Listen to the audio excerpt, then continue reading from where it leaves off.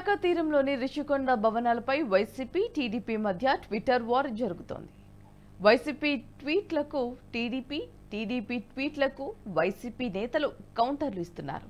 ఈ నేపథ్యంలోనే Rishikonda భవనాలపై YCP ట్వీట్కు TDP counter ఇచ్చింది.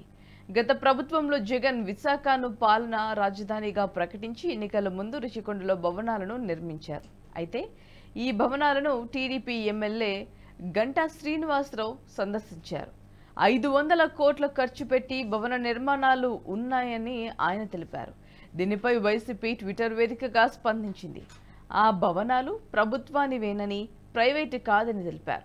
విశాఖకు రాష్ట్రపతి, ప్రధాని, సీఎంలు వచ్చినప్పుడు అక్కడ ఉండేందుకు వీలుగా ఖరీదైన భవనాలు నిర్మించినట్లుగా ట్వీట్ చేసింది. దీంతో వైసీపీ నాయకులపై మాటలు పేలుతున్నాయి.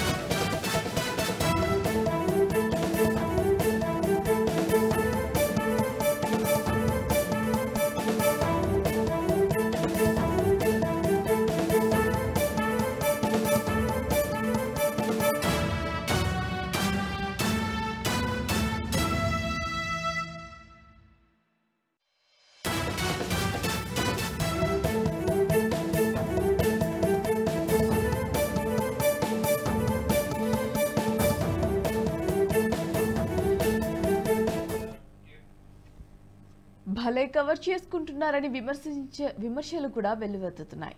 ఈ నేపథ్యంలో తెలుగుదేశం పార్టీ కౌంటర్ ఇచ్చింది.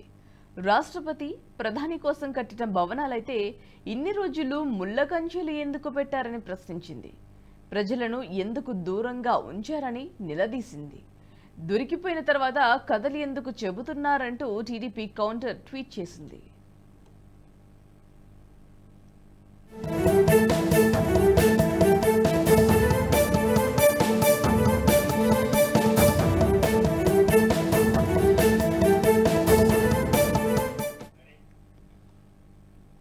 ఈ వీడియో మీకు నచ్చినట్టయితే లైక్ చేయండి, 10 మందికి షేర్ చేయండి. అలాగే కామెంట్ల రూపంలో మీ అభిప్రాయాలను మాతో పంచుకోండి. Nationalist hub group of channels ను సబ్స్క్రైబ్ చేసుకుని తెలుగునాట జాతీయవాద జర్నలిజాన్ని ప్రోత్సహించండి. ఈ వీడియో కింద ఉన్న బెల్ ఐకాన్ పై క్లిక్ చేయడం మర్చిపోవద్దు.